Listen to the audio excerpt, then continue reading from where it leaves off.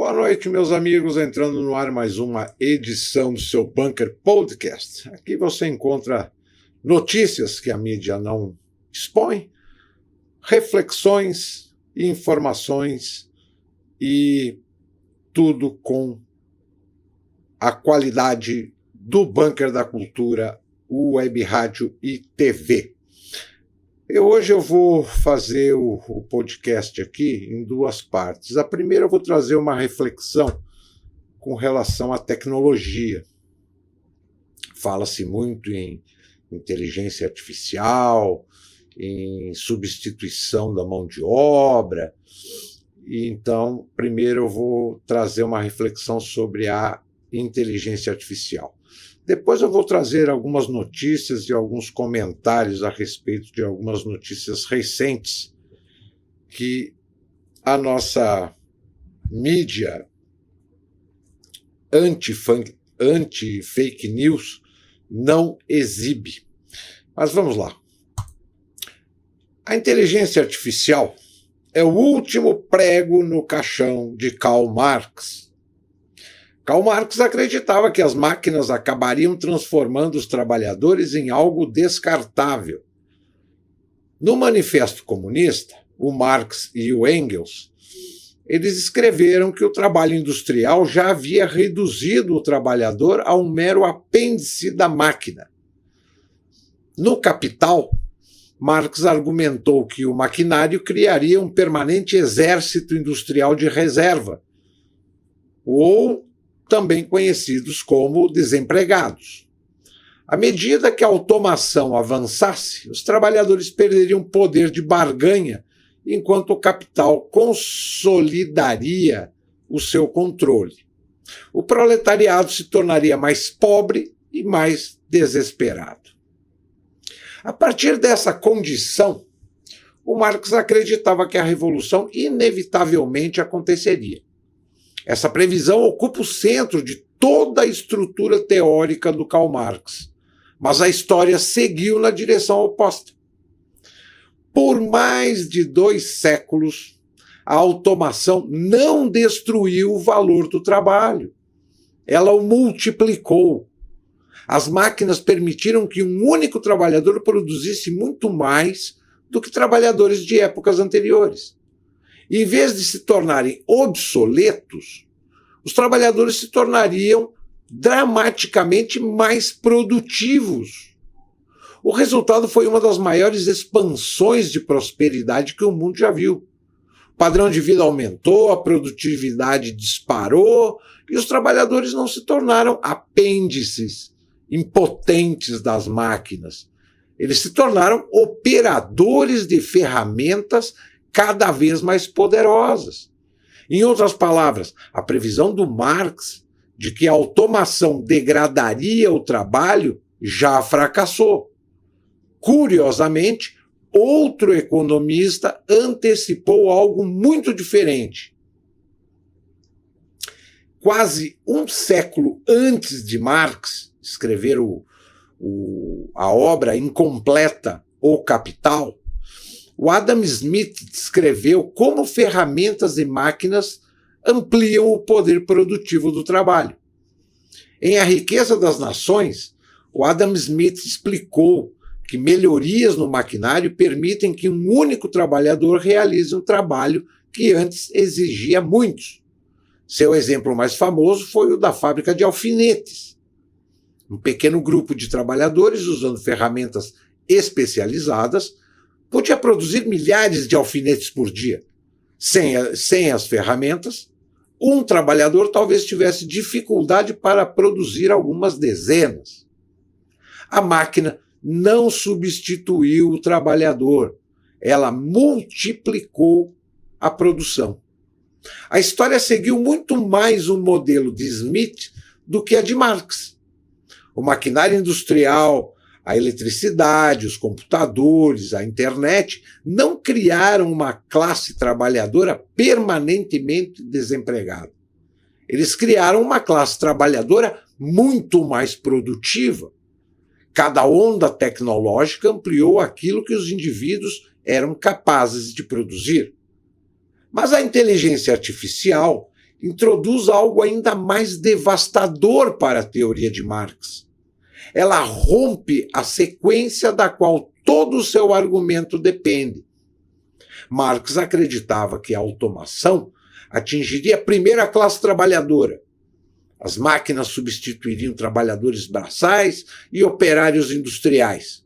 À medida que esses trabalhadores perdessem seu valor econômico, uma grande massa de mão de obra deslocada formaria a força revolucionária que acabaria desafiando o capitalismo.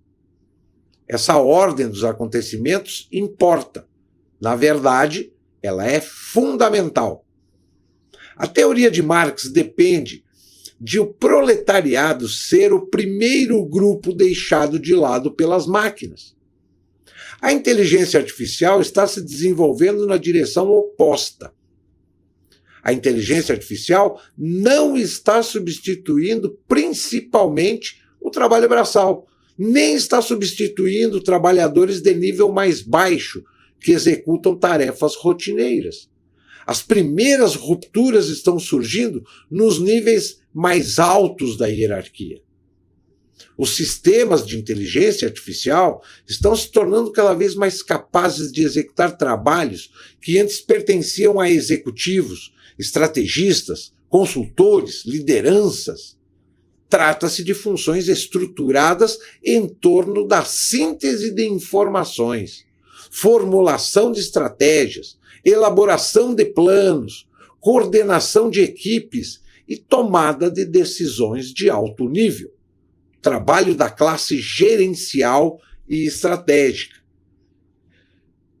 Isso já não é mais hipotético. Pesquisadores já começaram a testar essa ideia. Em um experimento recente, descrito na Harvard Business Review, pesquisadores simularam um ambiente corporativo competitivo e pediram que participantes humanos e um sistema de inteligência artificial administrassem uma empresa virtual. A IA tomou decisões estratégicas sobre preços, design de produtos e posicionamento de mercado usando as mesmas informações disponíveis para os participantes humanos. Em muitos casos, a IA superou os humanos em lucratividade e otimização estratégica. Enquanto isso, grandes empresas de tecnologia estão desenvolvendo ativamente agentes autônomos de inteligência artificial projetados para planejar, agir e executar tarefas empresariais complexas, com supervisão mínima. Na conferência AWS de 2025, a Amazon apresentou uma nova classe de agentes de fronteira capazes de conduzir projetos complexos por horas ou até dias sem intervenção humana. Esses sistemas fazem parte de uma mudança mais ampla em direção ao que os pesquisadores chamam de IA com agência. Sistemas autônomos de software capazes de perceber ambientes, raciocinar sobre objetivos e tomar ações em nome de seres humanos. A tendência é clara. Os sistemas de inteligência artificial estão indo além da simples automação e avançando para funções que envolvem planejamento, análise e tomada de decisões dentro das organizações. Em outras palavras, a máquina está começando a comprimir justamente a camada da sociedade que tradicionalmente se encontra acima do trabalhador comum ou aquele trabalhador de baixa qualificação. Enquanto isso, o eletricista continua instalando fiação, o encanador continua consertando tubulações, o mecânico continua reparando motores. Habilidades físicas em ambientes complexos continuam sendo difíceis de automatizar. Isso é o oposto do que o Marx esperava. Ele acreditava que as máquinas começariam substituindo a força física. O que estamos vendo, em vez disso, são máquinas começando a substituir o pensamento estruturado nos níveis intermediários das organizações. Essa diferença importa. A estrutura teórica do Karl Marx pressupõe que o proletariado se torne a primeira vítima do progresso tecnológico. Seu deslocamento cria a pressão econômica compartilhada, que alimenta o conflito de classes. O trabalhador se torna o centro da narrativa política, porque é o primeiro a ser deixado de lado. Mas se a automação começa comprimindo a classe gerencial e estratégica, essa dinâmica entra em colapso. A primeira ruptura não está acontecendo na base, ela está ocorrendo entre os níveis intermediários e superiores. E esse problema não termina em Marx. Muitos pensadores posteriores construíram preocupações semelhantes sobre o capitalismo com base na suposição de que a automação deslocaria principalmente o trabalho e gradualmente concentraria o poder para longe dos trabalhadores. John Kenneth Galbraith argumentava que os sistemas industriais modernos concentrariam poder em grandes estruturas corporativas administradas por elites tecnocráticas. Mas a inteligência artificial está começando a automatizar justamente as funções gerenciais que Galbraith acreditava que dominariam a economia. Herbert Marcuse, um teórico socialista, ofereceu um alerta diferente. Em O Homem Unidimensional, uma obra do Marcuse, ele argumentou que a sociedade tecnológica aprisionaria os indivíduos dentro de enormes sistemas de controle industrial. Mais recentemente, economistas como Paul Krugman levantaram preocupações semelhantes sobre os efeitos de longo prazo da tecnologia sobre o trabalho. Krugman argumentou que a mudança tecnológica pode enfraquecer o poder de barganha dos trabalhadores e contribuir para o aumento da desigualdade, alertando que a automação pode substituir cada vez mais o trabalho humano em grandes parcelas da economia. A inteligência artificial pode empurrar essa dinâmica na direção oposta.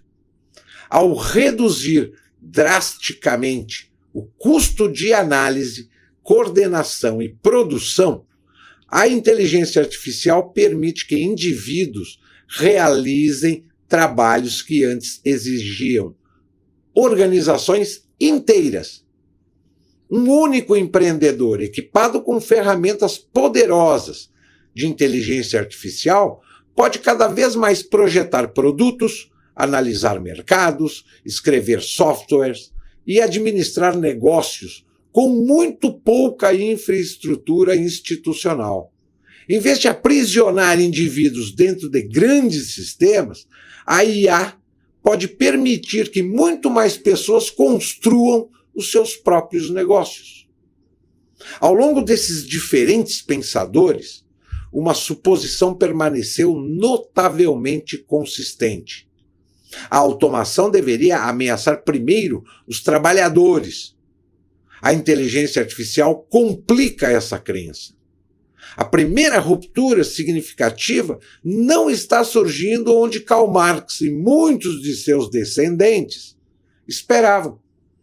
Ela está aparecendo justamente nas camadas de análise, coordenação, estratégia, que antes pareciam imunes à mecanização. A máquina deveria começar substituindo o trabalhador. A inteligência artificial está começando substituindo as pessoas que ocupam os níveis superiores das organizações, decidindo o que os trabalhadores devem fazer. Essa inversão não é apenas uma modificação da previsão de Karl Marx. Ela é o golpe final em seu sistema de pensamento. Então, temos muita coisa para analisar, para refletir e para saber como é que a gente vai conviver no mundo do trabalho, cada vez mais com a participação da inteligência artificial. Uma coisa é certa: existem N atividades que, por mais que afirmem que a inteligência artificial ela faz mais rápido e melhor do que o ser humano, isso é uma grande mentira, pelo menos por enquanto. A inteligência artificial não é perfeita. Ela requer, em tudo que ela faz, requer supervisão humana. Tanto que, se você abrir o Google Gemini, tem uma frasezinha lá na barra inferior da página que diz que a IA pode errar. Então, se eles já estão avisando que a IA pode errar, é porque ela não tem essa perfeição e essa autonomia que as pessoas estão se deslumbrando com essa ferramenta. Eu tenho algumas notícias, algumas informações que eu gostaria de expor e também tecer alguns comentários. Saiu na revista Veja uma afirmação do deputado federal, aquele deputado federal da rachadinha, como é que é? O Janones. O Janones. Ele afirmou que ele está se lixando se falarem que é baixo nível. Ele ensina a militância a como criar desinformação e enganar os eleitores. Esse tipo de coisa, o Tribunal Superior Eleitoral não vai para cima. E não adianta dizer, mas tem lei para punir esse tipo de coisa? Não é. Lei não pune ninguém.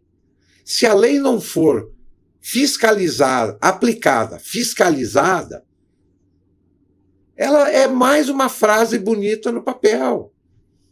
E, infelizmente, aqui no Brasil, se pune aqueles que falam alguma coisa que ofenda o establishment, que normalmente o que ofende o establishment são as verdades que eles omitem da população, ou as verdades da realidade que muita gente só consegue enxergar se alguém disser. E como eles não dizem, e quando falam que o país está às mil maravilhas, né?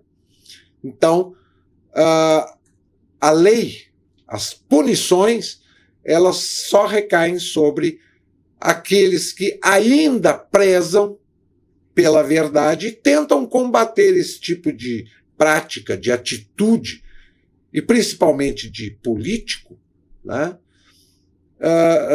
Tentando exibir o que realmente precisa. Uma notícia que saiu aqui recentemente foi essa notícia de ontem, falando nisso. De ontem, terça-feira.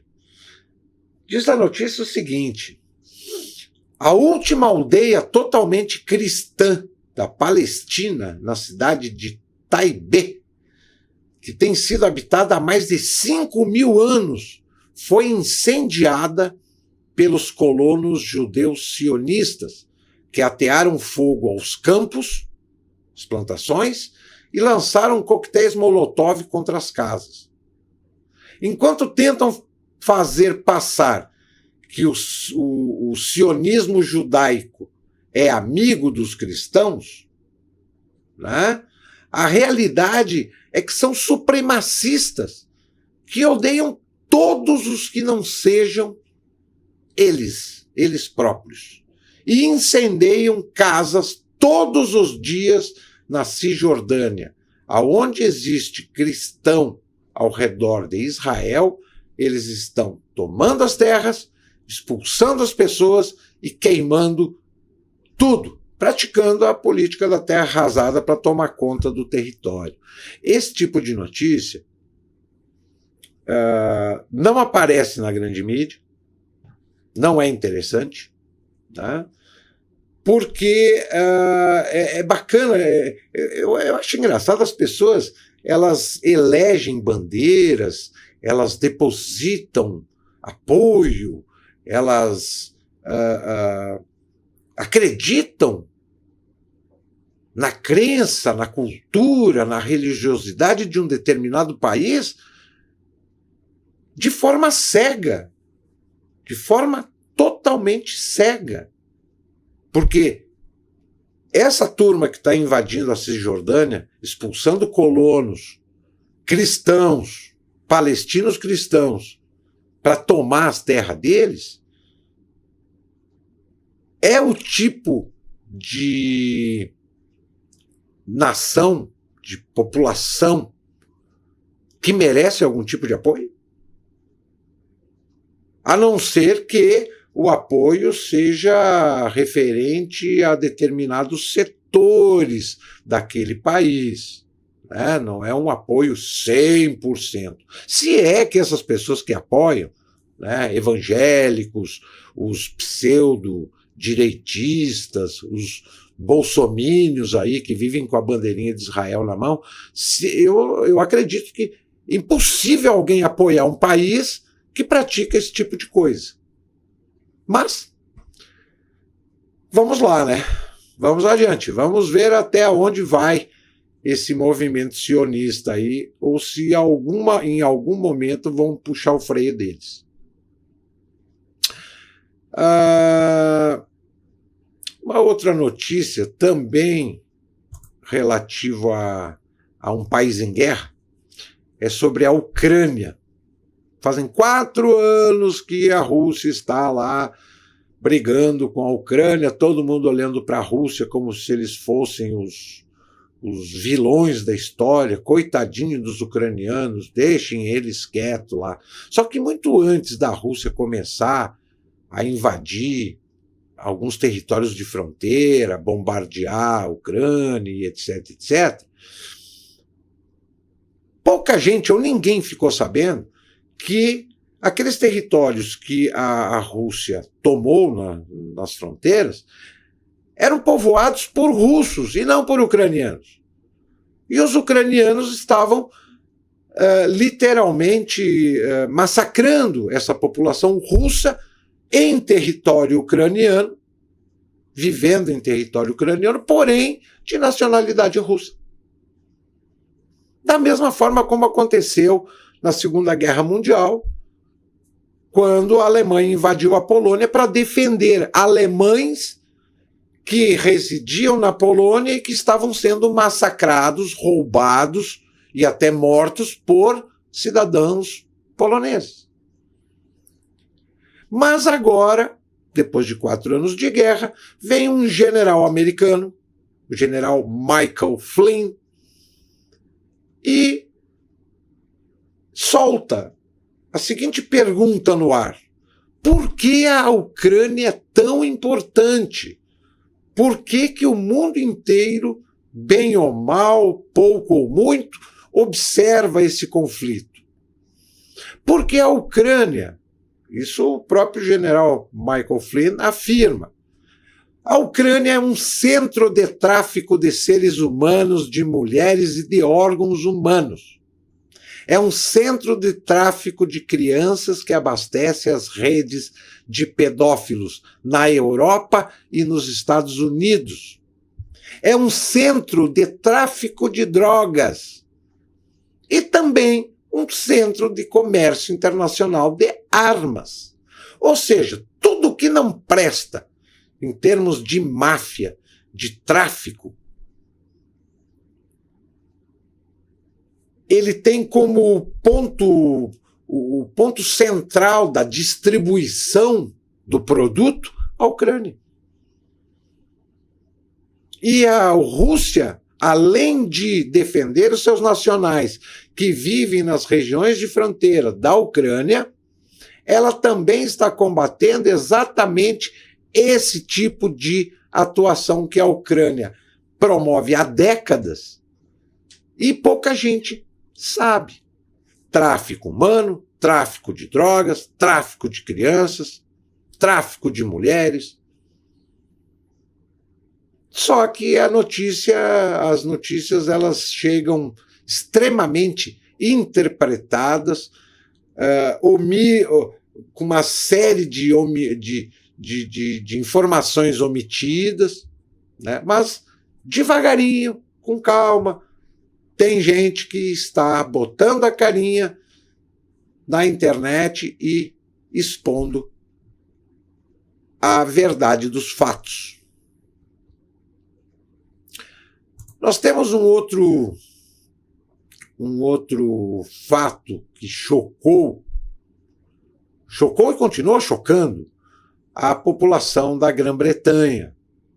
Um migrante negro sudanês tentou degolar um cidadão irlandês no meio da rua. E aí vem uma pergunta: até que ponto encher a Europa de africanos e árabes ajuda o continente a progredir ou a viver melhor? Essa é a grande pergunta. Porque desde os anos 90, a primeira grande imigração que ocorreu na Europa foi a migração turca para a Alemanha. E agora, mais recentemente, nas últimas décadas, nós tivemos aí uma verdadeira invasão africana na Europa, seguida de uma grande invasão afegã, paquistanesa, hindu, dentro do continente europeu. Lembrando que a Europa é o menor continente do planeta. Quer dizer, não tem espaço sobrando lá. E mesmo assim, jogaram milhões de pessoas lá dentro com a promessa de que eles teriam uma vida boa, que o governo ia dar dinheiro, casa, emprego, estudo, saúde. Isso é uma grande balela. A grande proposta era de substituição da população. Acabar com os europeus natos, substituídos por migrantes. Aí todo mundo fala, mas o Brasil foi um país que recebeu muitos imigrantes. Sim, mas naquele tempo o Brasil tinha espaço territorial e tinha emprego para quem quisesse trabalhar. Ao contrário do que existe na realidade europeia hoje. Não tem emprego, não tem moradia, não tem espaço para tanta gente sendo despejada por lá. E essa violência imposta pelos migrantes sobre a população europeia começou, a partir desse fato em especial, desse sudanês aí na Irlanda, a gerar um momento de um pensamento de ruptura. Porque é sabido que desde que começou a imigração europeia, o que mais se vê na Europa é lixo, criação de favela, violência, estupros contra mulheres, homicídios e imposição da lei natural dos migrantes sobre as leis europeias, sobre a cultura europeia. Eles estão impondo à força. Alguns governos, caso do governo britânico, para não ganhar a tarja de islamofóbico ou xenófobo, eles deram liberdade ampla, total e irrestrita para os migrantes fazerem, praticarem o que bem entender. Ninguém pune eles. Mas a reflexão já começou. E isso pode gerar um revés dessa migração, além de quiçá uma guerra civil entre nativos e migrantes, né? Mas que a coisa não está calma e não tem perspectivas de haver um consenso pró-migrantes, isso já está bastante claro. Uma outra notícia que saiu ontem foi de que a Assembleia Legislativa do Rio de Janeiro aprovou um projeto de lei que poderá obrigar locais públicos e privados a instalarem banheiros e vestiários neutros, destinados a pessoas trans, não binárias ou que não realizaram cirurgia de redesignação de gênero. Essa vitrine, esse palanque que se dá para essa comunidade LGBT histérica, já passou do limite. Já passou do limite. Essa história de que temos que compreender que o cara se sente uma mulher ou que uma mulher se sente homem e que ela quer frequentar o banheiro que ela quiser. Não é bem assim que a coisa funciona. Estão passando por cima da biologia, da lei natural.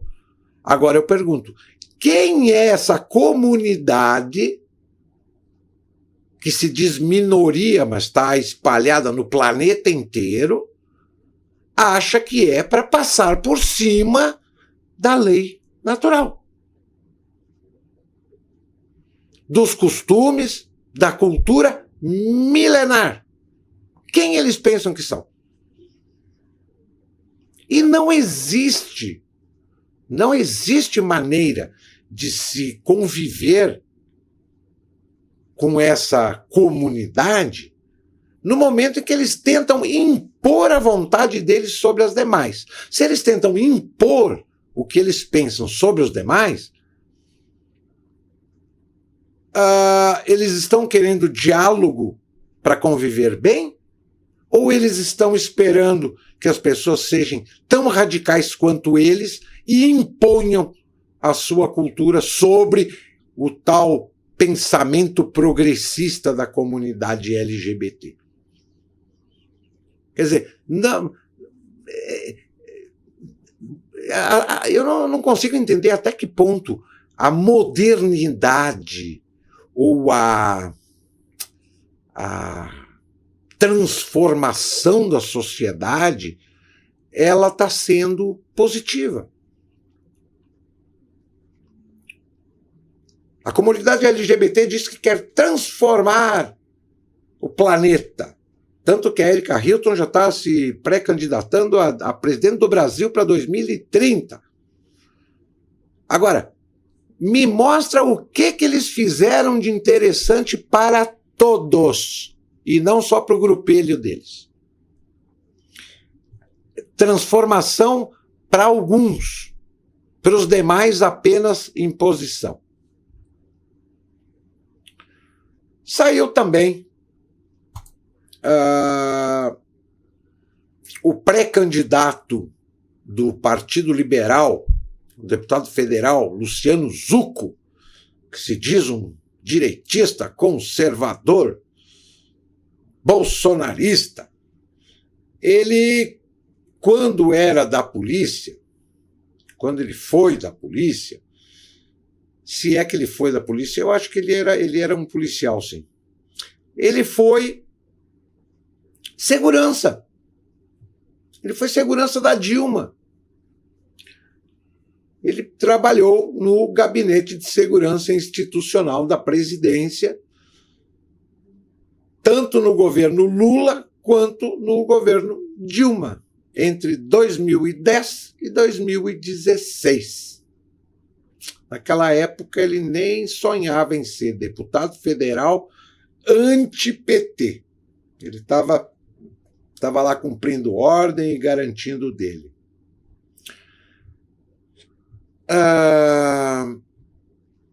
Uma outra notícia aqui que eu achei bastante interessante e merece ser analisado. Juristas, parlamentares e especialistas em políticas públicas têm manifestado grande preocupação com os sinais de que o Ministério da Fazenda cogita ignorar os alertas das áreas técnicas do próprio governo e recuar na modelagem do imposto seletivo ou imposto do pecado, transformando em mero instrumento arrecadatório o tributo que havia sido originalmente concebido para desencorajar o consumo de produtos considerados prejudiciais ao meio ambiente e à saúde.